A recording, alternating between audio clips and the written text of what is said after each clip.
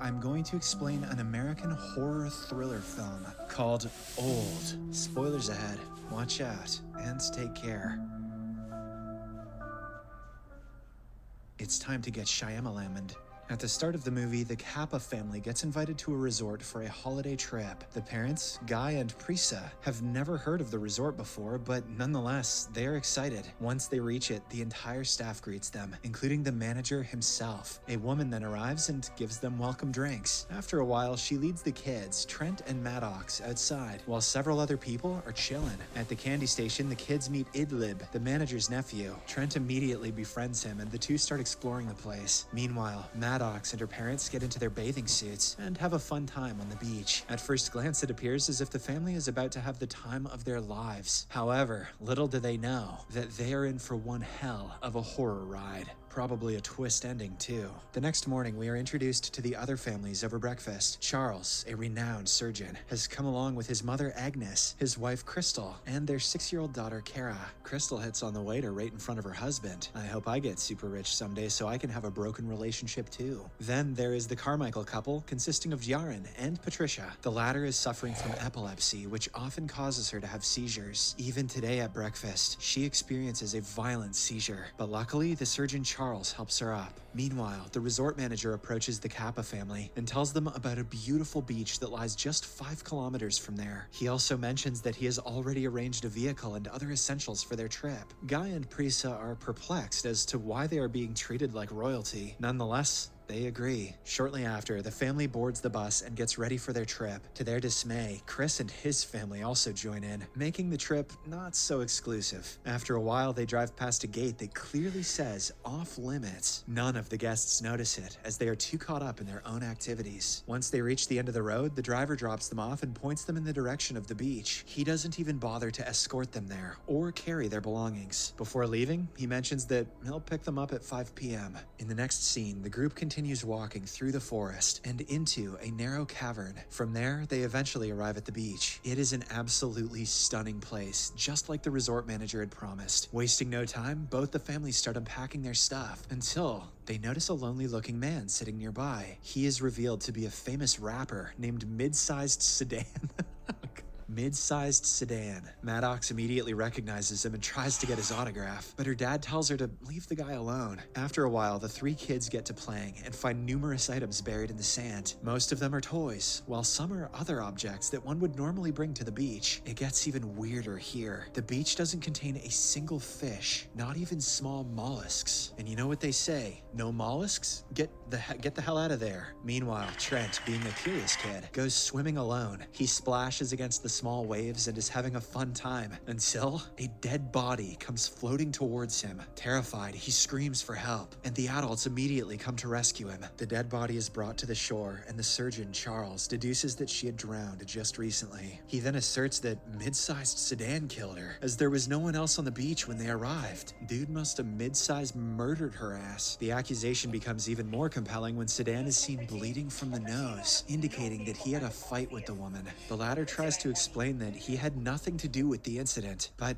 no one believes him. Meanwhile, the little boy Trent keeps complaining that his swimsuit feels tighter. Could have something to do with that dead naked body on the beach. This could be the start of a problem for little Trent. Charles's mother Agnes also says that she is having difficulties in breathing. Sensing that something bad is happening, Charles tries calling for help, but there is no signal in the area. Just then, the couple from earlier, the Carmichaels, arrives there. They have also been dropped off by the driver on the resort manager's orders. The terrified group immediately briefs them on the situation, and hence, the husband, Jaren, decides to stop the driver from leaving. However, as soon as he runs inside the cavern, he falls unconscious. A few seconds later, he wakes up on the beach with a bad headache. Everyone is confused by what just happened, but before they can investigate it, they learn that Agnes has stopped breathing. The group immediately rushes to her, and Charles tries his best to resuscitate his mother. Unfortunately, all of his efforts go in vain. Meanwhile, the Carmichaels are talking to the Kappa kids to distract them. Jaren Yaren asks the boy his age, to which Trent replies, 6. The Carmichaels find it hard to believe as he looks considerably older. Just then, Prisa arrives at the scene and is stunned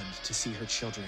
Miraculously, they have aged by a few years, making them impossible to recognize. Seeing the chaos unfolding around him, Sedan makes a run for it, and Charles chases after him. However, as soon as they reach the caravan, they black out and regain consciousness back on the beach. Witnessing all of this, a worried Prisa asserts that they should find another way out of the place. Unfortunately, every time one of them gets near the large canyon, they lose consciousness and end up on the beach again. This means that they are trapped for good, with 2 dead bodies around them. To make matters worse, the children are aging so rapidly that it will be difficult to find new clothes for them. We're gonna have to see our kids naked. Panic sets in, and the adults start brainstorming on what to do next. The Kappas believe that a virus is causing all the anomalies, while Charles, who has started becoming paranoid, makes a cut on Sedan's face with a knife. Someone's gotta call Charles out on his racism. Surprisingly, the cut gets healed instantly, almost as if it never existed. After a while, Maddox takes Sedan away and asks him the truth about the place. The latter promises that he's as clueless as they are. As the two get comfortable talking, Sedan reveals that he suffers from a rare condition, which stops his blood from clotting. Meanwhile, the adults also discover that the girl they found dead on the beach was suffering from sclerosis. Just then, Prisa starts losing her senses and soon falls to the ground. It turns out she is suffering from a tumor, and this is the main reason why her marriage with Guy was falling apart. Before they arrived on the beach, it was a tiny tumor, but now it has grown to become the size of a tennis ball. With time running out, Charles decides to perform a surgery with the knife he has. However, as soon as he makes an incision, it heals instantly, just like it did with Sedan. To make matters worse, Charles starts talking to himself. Before arriving at the beach, he had displayed symptoms of schizophrenia, but now the disease is taking over him.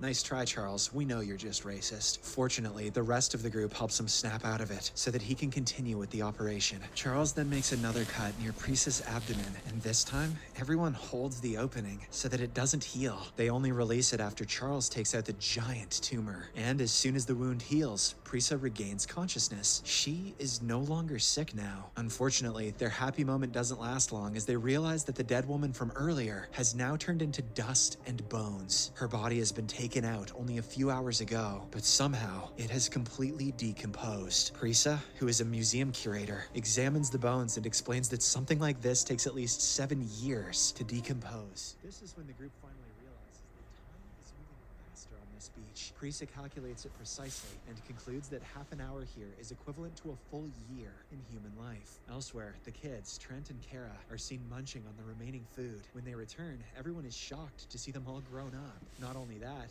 Kara is heavily pregnant with a child. They must have had sex like 7 seconds ago. Realizing that she may give birth any time now, Charles and the others lay her down and prepare to get the baby out. Crystal also wants to be with her daughter, but she passes out due to anxiety. When she wakes up, she finds out that Kara has given birth to a baby, but it is now dead. Time moved so fast for the baby that it didn't even get a chance to consume food and build its muscles. Trent looks at all this and becomes confused, as despite being a grown-up, he still thinks like a 6-year-old. On the other hand, Charles has started to lose it. In one instance, he threatens Jaren to go away, while in another, he tells his wife to put on makeup, saying she looks ugly. Charles eventually crosses the limit when he grabs Sedan and repeatedly stabs him with a knife. The poor rapper doesn't even get a chance to heal due to his condition, which prevents blood from clotting. Devastated, Yaren decides to cross the waves and call for help, saying risking his life is better than dying here slowly. After he leaves, Guy slowly takes the knife away from Charles, who at this point has become totally paranoid. Seeing this, he suddenly realizes something. All the families that arrived at the beach had something in common. At least one of their members was suffering from an ailment. For instance, Prisa had a tumor. Charles was suffering from racism. Sedan had a rare blood condition, and the dead woman was suffering from multiple sclerosis. Guy then asks his wife where she got the invitation card. Prisa reveals that she got it on a random sweepstakes, which was on the back of her pharmacy receipt. This concludes that the resort owners already knew their medical histories. In the next scene, when Maddox goes for a swim, she comes across a dead body. It is revealed to be that of Yaren. Thank God, I couldn't pronounce that guy's name. He must have blacked out inside the water and drowned, similar to what happened to the woman from earlier. Seeing him, Patricia cries in agony, while the remaining group becomes even more devastated as they have literally nowhere to escape. However, Kara does not want to give up so easily. She decides to climb up the canyon and almost succeeds in it. Unfortunately, just as she reaches the top, she blacks out and falls to her death. Seconds later, Patricia starts convulsing violently, and she passes away too. In this way, 2 more corpses are added to the collection. Soon, the day turns into night, and the Kappa couple slowly starts losing their senses. At this point, they can't even recall why they are trying to leave this beautiful place. On the other hand, their children have unearthed a book, which apparently belonged to the people that came before them. In it, the names of all the people are mentioned, along with their addresses and ailments. Just then, Trent's attention is diverted by a light coming from the top of a hill. On a closer look, he finds out that it is a camera. This means that someone is inspecting them closely.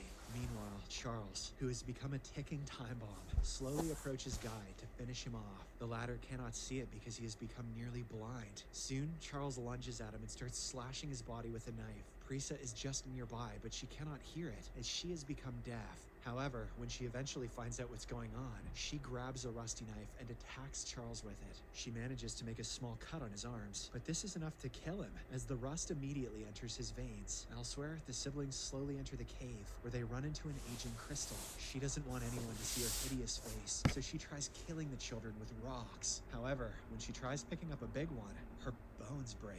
It immediately heals, but in the wrong direction, deforming her. Crystal dies a painful death shortly after.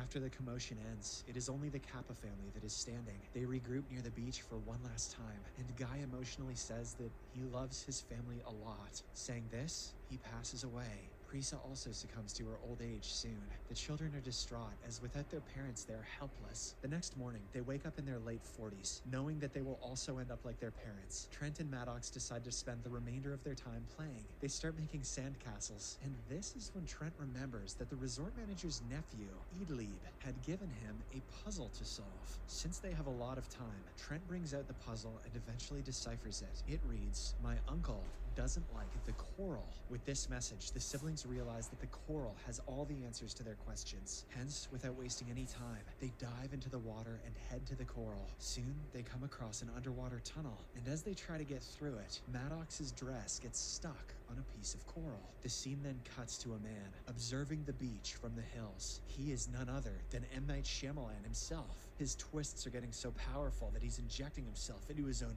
films. What will he do next? What will he do next? What will he do?